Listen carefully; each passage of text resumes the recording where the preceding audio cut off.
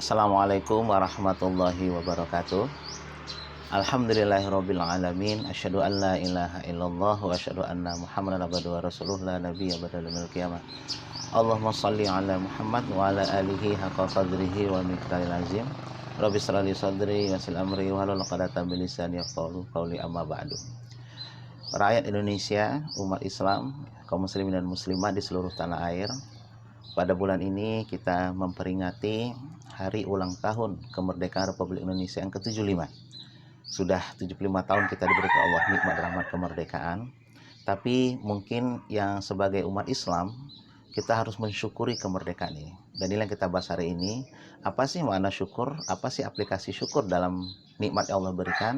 Yang memang disebutkan dalam undang-undang kita bahwa ini adalah rahmat daripada Allah Subhanahu wa taala. Dalam Al-Qur'an Allah berfirman, la in syakartum la azidannakum wa in kafartum inna azabi lasyadid. Apabila kalian bersyukur, kata Allah, atas nikmatku, saya akan tambah nikmat itu. Tapi apabila mengkafiri nikmat itu, mengingkari nikmat itu, dan tidak melakukan sesuai yang ada perintah dalam syukur itu, azabku sudah menunggu, kata Allah. Nah, hari ini kita akan membahas makna syukur. Dalam bahasa Arab, kata syakaro itu sebenarnya ada 3 komponen ya, meliputi kata syukur itu. Pertama, mengingat. Jadi kalau kita mensyukuri nikmat Allah, kita harus mengingat. Wazkuru ni'mati.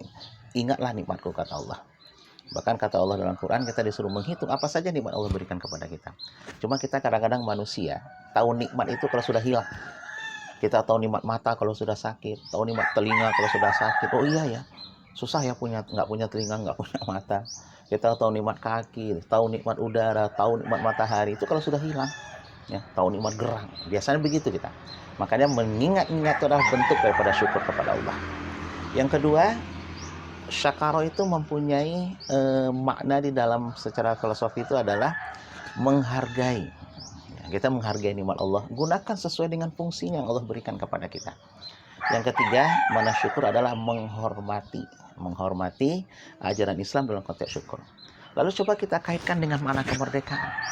Bagaimana kita mensyukuri kemerdekaan? Pertama, tentu kita mengingat nikmat Allah ini, bahwa ini adalah nikmat Allah yang diberikan kepada kita lewat hasil perjuangan para pejuang, para ulama, para habaib, segala macam, para santri. Mereka berjuang dengan harta, darah, dan nyawa untuk memerdekakan bangsa ini. Berarti kita harus mengingat. Nah, kalau ada sekarang usaha daripada segelintir orang di Indonesia untuk menghilangkan jejak Islam dalam kemerdekaan ini, itu adalah bukan bentuk rasa syukur, tapi bentuk rasa kekafiran. Sebab ada usaha, kita lihat bahwa umat Islam ini dihilangkan jejak sejarahnya dalam kemerdekaan. Bahkan ada yang lebih unik ya, ingin menghilangkan pelajaran sejarah dalam pendidikan. Ini kan kita sudah membaca sebenarnya.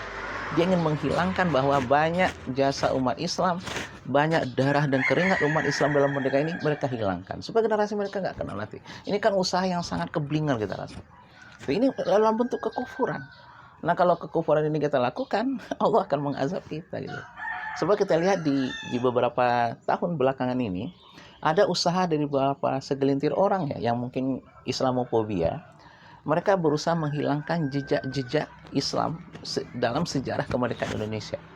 Padahal kita tahu ya, bahwa Islamlah yang para ulama lah dulu, para kiai lah dulu, para buya lah dulu yang menggerakkan, yang menginspirasi rakyat Indonesia untuk berjuang demi kemerdekaan. Ada juga usaha yang kedua, kita lihat, berusaha membenturkan umat Islam dengan NKRI dan Pancasila. Selalu umat Islam diteriakkan, umat Islam anti Pancasila, umat Islam anti NKRI. Padahal sekarang dibuktikan oleh sejarah ya, bahwa kemarin suatu kejadian ada perubahan usulan undang-undang RUU HIP, haluan ideologi Pancasila.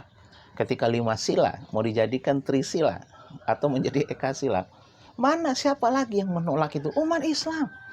Ya, umat Islam yang turun ke jalan, umat Islam yang bersuara, umat Islam yang menunjukkan penolakan terhadap Pancasila. Nah, siapa yang mencintai Pancasila sebenarnya gitu? Sedangkan orang-orang kemarin yang teriak-teriak, saya Pancasila, saya NKRI, nggak kelihatan gitu. Makanya dalam orang tua kita dulu sangat bijak memberikan kita pepatah-pepatah, tong kosong nyaring bunyinya. Justru orang-orang yang teriak itu yang harus kita waspadai dengan NKRI di Indonesia. Orang-orang yang tidak teriak-teriak, ya. Ulama kita dulu nggak pernah teriak. Mereka telah membangun bangsa ini. Nggak pernah mereka teriak, saya pahlawan, saya NKRI, Islam, Pancasila. Inilah bentuk kearifan lokal yang dimiliki oleh para sesepuh kita dulu dengan memberikan makna tadi. Nah, makanya dalam konteks ini pun kita sudah melihat sebenarnya bahwa umat Islam itu sangat mencintai Pancasila, sangat mencintai NKRI ini, sangat toleransi terhadap keberagaman yang ada di Indonesia. Yang terakhir, ada usaha kayaknya untuk mengajak umat Islam menghilangkan toleransi kepada saudara-saudaranya sama Muslim. Umat Islam diadu, dibenturkan sesama ormas segala macam. Tapi umat Islam disuruh menerima, disuruh bisa bergaul dengan aliran-aliran yang secara Islam itu adalah menyimpang. Kita disuruh bertoleransi dengan Syiah lah, kita toleransi dengan kaum LGBT segala macam. Tapi sesama Muslim diadu domba. Inilah bentuk daripada bahwa rasa syukur itu sudah hilang daripada bangsa ini. Bahkan umat Islam saja yang tidak disuntikan ini, nanti kita buktikan ya, membuktikan gampang kok. Kalaupun kita tidak mendoakan, kalau Indonesia nanti terlibat dalam perang, misalnya Laut Cina Selatan misalnya gitu, berkembang misalnya segala macam dalam perang dunia ketiga atau apalah namanya, kita yakin umat Islam lagi yang maju ke depan, ulama lagi yang maju ke depan, Islam lagi yang maju ke depan. Karena santri yang punya semangat jihad untuk berperang melawan penjajah. Sedangkan orang-orang yang tidak punya jiwa itu, mereka hanya bisa teriak-teriak saja. Mereka hanya bisa teriak fitnah, itu aja di bulan Ramadan. Kalau itu kita lakukan dalam bangsa 75 tahun ini, rasa syukur itu semakin tipis dalam dada kita, rasa syukur tipis dalam pemikiran kita. Akhirnya apa? Seperti janji Allah dalam Al-Quran, azab Allah itu lebih pedih untuk kita rasakan nanti.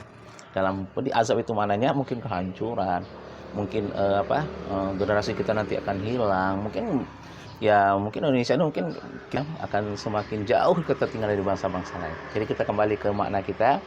Syukur adalah mengingat perjuangan daripada pahlawan kita sehingga Allah berikan nikmat dengan kemerdekaan. Kita menghargai jasa daripada pejuang-pejuang kita, ulama-ulama kita, hargai mereka. Bukan malah dibully, dituduh, difitnah segala macam. Itu kita tidak menghargai mereka. Yang ketiga, kita hormatilah kemerdekaan ini dengan mengisinya, dengan menunjukkan cinta kita kepada Pancasila, cinta kita kepada NKRI. Inilah bentuk syukur kepada Allah. Lalu kita lakukan, Allah akan menambah nikmatnya. Allah bisa membebaskan kita dari wabah ini. Allah bisa membebaskan kita dari kemiskinan. Allah bisa membebaskan kita dari segala macam hal yang bisa memperburuk keadaan ini. Mudah-mudahan kita bisa selamat ulang tahun Hari Kemerdekaan Indonesia yang ke-75. Semoga Allah selalu memberikan rahmat dan nikmat kepada seluruh bangsa Indonesia ini. Kita bisa menjadi bangsa yang maju, bangsa yang beradab, dan bangsa yang disegani oleh bangsa-bangsa lain. Terima kasih. Semoga bermanfaat. Subhanakallahumma wa bihamdika asyhadu an la ilaha illa anta astaghfiruka wa atubu ilaik. Assalamualaikum warahmatullahi wabarakatuh.